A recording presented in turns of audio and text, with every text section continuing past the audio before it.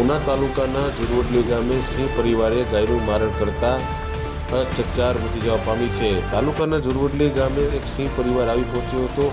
સિંહ પરિવારે રસ્તા ઉપર ગાયનું મારણ કર્યું હતું। ગાયનું મારણ કરતા ગ્રામજનોમાં ભયનો માહોલ સર્જાયો હતો।